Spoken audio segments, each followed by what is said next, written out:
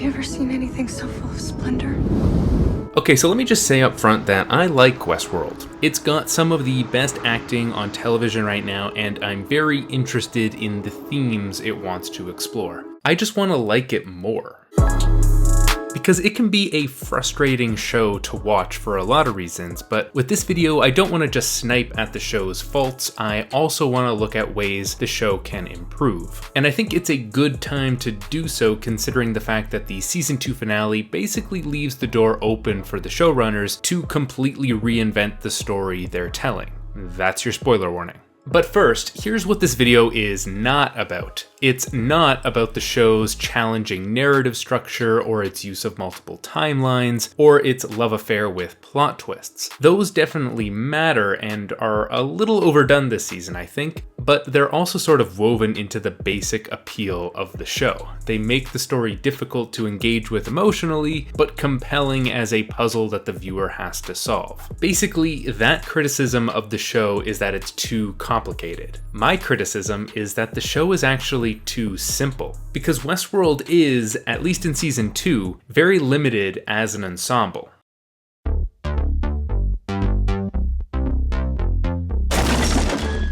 So an ensemble is any story that has multiple protagonists. I've often cited John Truby's The Anatomy of Story on this channel because it's a book with a ton of great advice for how to put together a screenplay. But it's written primarily as a way to write film screenplays, and not all of those lessons are transferable to television, or at least they need some refinement. He's got a few words to say about ensembles, warning us that introducing more than one protagonist decreases narrative drive, the pace of the story. So he's got a few suggestions on how to have several protagonists while also writing a story that feels like it's moving quickly, including connecting the characters by making them all examples of a single subject or theme, funneling the characters from many locations into one location, and making the hero of one storyline the opponent in another storyline. And that's the one I want to talk about because Westworld does follow that guideline. Dolores is opposed to the Man in Black, who is opposed to Maeve, who is opposed to Charlotte, who is opposed to Bernard, who is opposed to Dolores, who is opposed to Akecheta, and both of them are opposed to Charlotte. I'd like to call this the structure of the conflict. Each line of conflict here is a place where the show can mine dramatic situations out of. And we've got a lot of conflict here, which is a good thing. But it's the intensity of this conflict, the fact that most of these protagonists want to kill the other protagonists, that causes two problems for the show: backpedaling and wheel spinning. So Maeve and the Man in Black are about to face off, once and for all. Nearly 2 seasons of setup has prepared us for this inevitable moment. One of them is going to kill the other. Even when Lawrence intervenes, it's still a question of which one will die. She reminds Lawrence of how the Man in Black has treated him, and suddenly we have 3 character arcs hitting a crescendo at once. This is great stuff. And then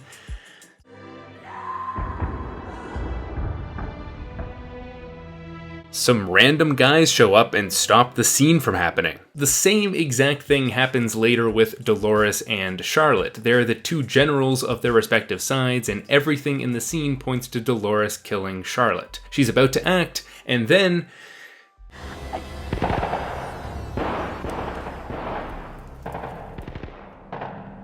Go.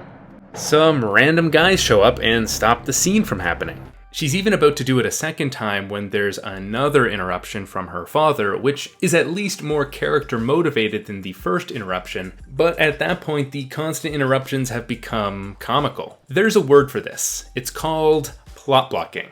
Coined by Andrew Matthews in his essay on Stranger Things, it's a phenomenon where the writers find an artificial excuse to stop something from happening so that the story can be longer since, TV has a lot of airtime to fill up and you can't play your big cards too quickly. The scene in Stranger Things Matthews points to is this one. When Jonathan finally finds proof that his mother isn't crazy, he rushes home to have that emotional reunion we've been waiting for, but his dad stops him. Don't bother her right now, she's been through a lot. Jonathan doesn't grow or change to overcome this obstacle, he literally tells her later. What purpose can that serve other than to make us wait for what we want to see? Dolores is prevented from killing Charlotte and then just does so later. She actually has undergone a character change by that point, but there's nothing in the first scene that implies how she needs to change in order to successfully kill Charlotte. She's just not interrupted this time. Maeve and the Man in Black are separated, but we can presume that there will eventually be a round 2. This particular scene would have been better had it not followed Truby's suggestion. Had it been some other character that Maeve was traumatized by, someone not so vital to the rest of the plot, we could have had the catharsis of her defeating him here, instead of an unsatisfying stalemate. Matthews attributes this to the difference between film storytelling and TV storytelling. Both Westworld and Stranger Things are TV reimaginings of stories that began as films, although not directly in the case of Stranger Things. That's a task Matthews calls trying to stretch a twin sheet onto a king mattress. So, how can we avoid this pitfall?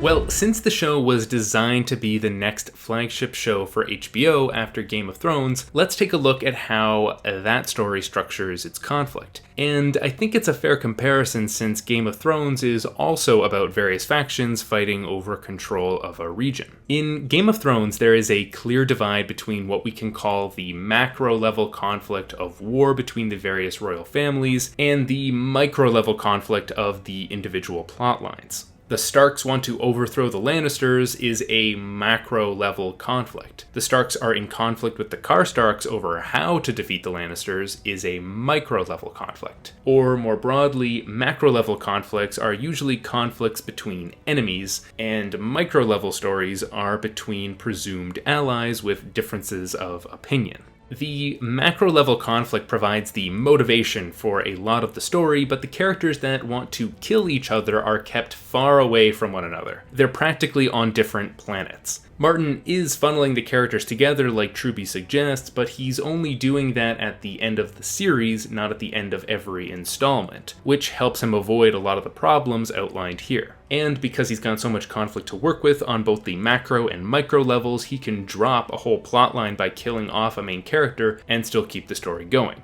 Westworld, on the other hand, relies almost entirely on these 4 characters. It nearly writes out 3 of them this season, but all are revived in some way. The Man in Black miraculously survives a gajillion bullet wounds, Dolores is brought back in a new body, and hints are given that Maeve will come back too. Unlike Game of Thrones, Westworld doesn't know which parts of its story on the macro level it can lop off and still keep going.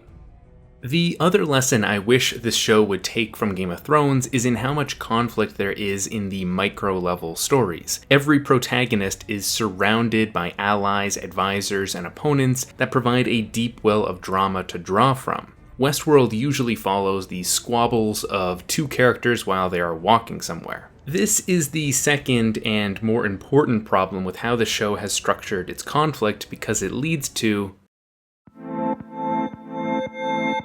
a lot of Westworld scenes feel like scenes we've already seen before on Westworld. And while that may be a meta-commentary on the robots living life on a loop, repetition gets old quick in a story. Bernard will learn something on a computer, realize he needs to go to a different computer to learn the next part of the story, and then he goes to that computer, realizes he needs to go to a different computer to learn the next part of the story, and then he goes to that computer. Scenes with the Man in Black involve him sitting around for a few minutes and then murdering everyone else in the scene. Dolores likes to get real up and close with people while monologuing about free will. And then there's Maeve's storyline, which...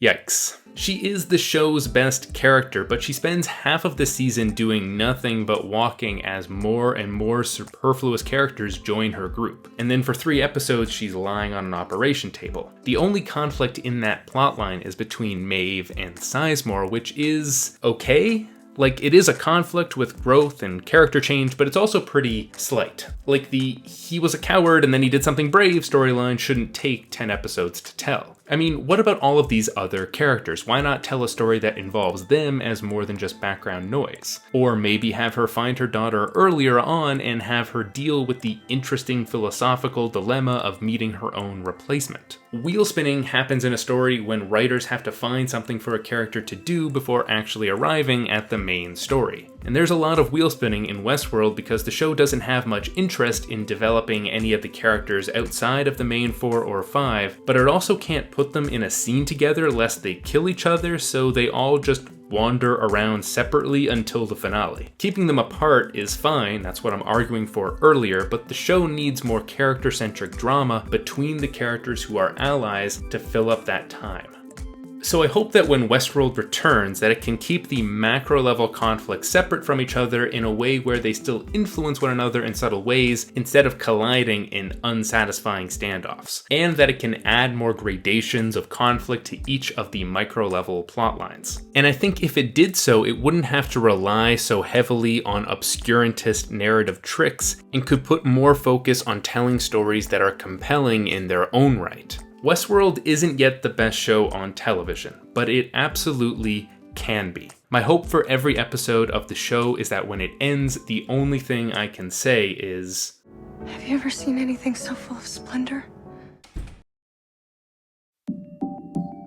one of the most fascinating qualities of Westworld is how it manages to make the robot characters more sympathetic than the human characters. But there is one actual human character whose struggles I find pretty relatable, even though she's kind of a monster. I mean, Charlotte Hale spends all season trying to secure her company's data. And over the last year, I've gotten pretty serious about protecting my own online accounts, which meant juggling a bunch of giant passwords, forgetting them constantly, and wasting a lot of time signing into different sites. But I recently started using Dashlane, which has made the whole process much simpler and stress-free. Basically, Dashlane secures all of your passwords in one safe place and will let you automatically log in to the sites you want to log into without any hassle. That way you don't have to remember a bunch of random passwords, and you can sleep easy knowing that your accounts are secure. And the best part? You can actually use Dashlane for free.